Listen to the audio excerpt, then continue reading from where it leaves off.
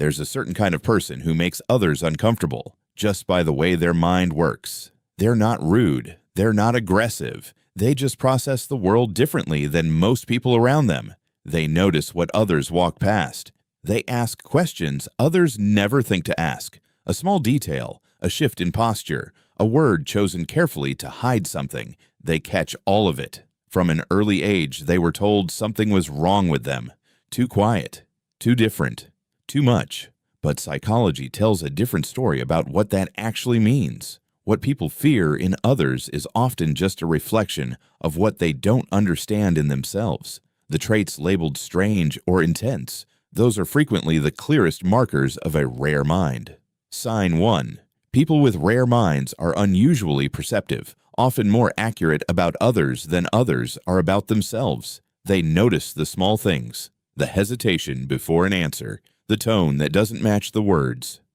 They track the gap between what someone says and what their face quietly reveals. When you reflect that back to someone calmly, it can feel surprisingly invasive. Not because you did anything wrong, you understand others more than they understand you. That asymmetry, even unintentional, can feel threatening. Sign 2. You've always felt slightly out of sync with your surroundings. Not behind, not ahead, just off.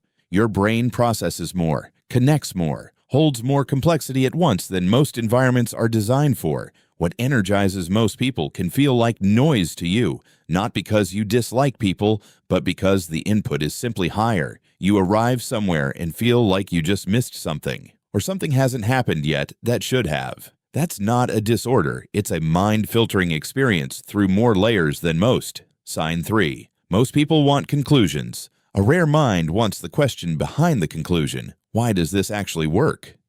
What's happening underneath? What is everyone agreeing to believe without questioning? This isn't arrogance. It's a genuine orientation toward uncertainty, a brain that finds open questions more interesting than closed ones. Research on divergent thinking shows that question-oriented minds develop stronger long-range reasoning over time. Good questions expose gaps, and not everyone is comfortable sitting inside those gaps. Sign 4.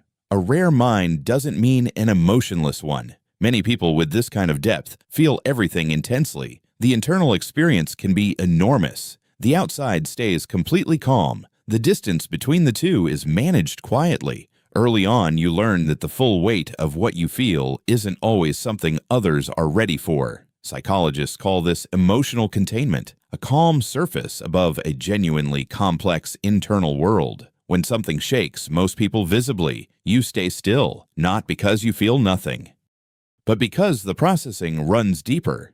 Sign 5. There's a real difference between loneliness and solitude. One is an ache. The other is a choice that restores you. What conversation does for most people, solitude does for you. It's where you actually think. You can sit alone by a window and feel completely full. Not empty, not waiting, just present. Neuroscience shows that deeper minds engage the brain's inward-facing network with unusual intensity during quiet time. Solitude for you is maintenance. It's how your mind organizes everything it's absorbed and prepares to re-engage. Here's something worth pausing on. Perceptiveness, depth, solitude, intensity. None of these are flaws, but notice how easily each gets misread. Too intense, too quiet, too distant, too much. Labels from people who didn't have a better framework. A mind that doesn't fit expectations creates discomfort in people who need things predictable. That discomfort is about them, not you. Sign 6. When you witness something unfair, even involving strangers, it registers at a level deeper than mild discomfort. It's not a decision. Something lands in your chest before your thoughts even catch up.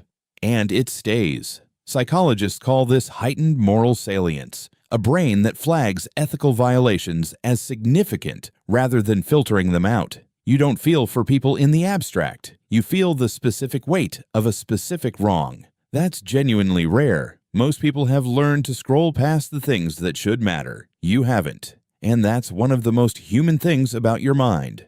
Sign 7. Before a word is spoken, you already know something about a room.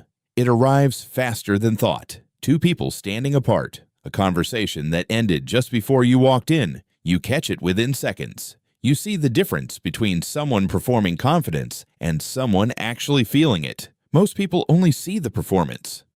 Research identifies sensory processing sensitivity in roughly 20% of people, a nervous system processing signals at a finer resolution than average. It's not overthinking. It's the same environment, processed with more layers, more nuance, more information extracted. Sign 8. The friendships that once felt central. You looked up one day, and something had quietly shifted. Nobody did anything wrong. The warmth was real, but the depth of connection you need now has moved somewhere else. Your path has curved, gradually, honestly, away from where it started. That's not loss, even when it feels like it. Psychologists call this value differentiation, a mind becoming clear about what genuinely matters and gravitating toward it. Growing away from something isn't abandoning it. Both paths continue. Yours just leads somewhere that fits you more honestly. Sign 9. Most minds need one side to win. They need resolution before they'll engage with something fully. A rare mind can hold two contradictory things as simultaneously true without forcing them into a single answer. You can sit inside the tension, work with it, let it inform you without needing it resolved first. In psychology, this is called dialectical thinking, linked to higher-order reasoning and the kind of judgment that develops slowly. When you say both sides carry truth, people read it as evasion, but it's actually a form of intellectual honesty most people find difficult. Sign 10. You've always sensed more is happening beneath the surface, in people, in situations, in yourself. In conversation, you hear the subtext. In behavior, you track the motive. In yourself, you notice what's moving underneath. It's not suspicion, it's a second layer of perception, a natural tendency to see what's below the most obvious explanation. The real reasons people do things live below the surface. Most people never look there. You can't help but look. This depth of perception isn't something you developed deliberately. It's simply how your mind was built. You carry the weight of understanding things others haven't noticed yet. That weight is real, but so is its value. That's not a burden to apologize for. It's a capacity, and recognizing it as one is where something important begins to shift. So here's the question worth sitting with. Not as flattery, but as honest self-examination. If several of these signs felt accurate, what does that tell you about how you've been seeing yourself? Because the story most people carry about themselves was written by people who didn't fully understand them. The labels that followed you, too much, too quiet, too intense, were never a diagnosis, just limited vocabulary. You weren't the wrong shape. You were being measured against the wrong mold.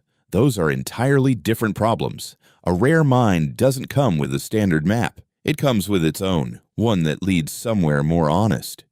This isn't about being better. A rare mind isn't superior. It just operates on a frequency most environments weren't designed for. Different processing, different pace, different needs. All of it valid, all of it functional. Learning to trust that difference, rather than apologizing for it, is one of the quieter forms of courage. Everything in this video points to the same thing. A mind that works hard, quietly, in ways most people never fully see. And if that's the mind you carry, stop waiting for other people to recognize it first. Some minds do their best work in quiet rooms, in unhurried mornings, in stillness. Most people can't sit inside for long. There's a particular freedom in walking at your own pace. Not catching up to anyone, just moving in the direction that makes sense. 3 in the morning. The world is asleep, and your mind is quietly working through things that won't resolve in daylight. A book, a lamp, a room that asks nothing of you.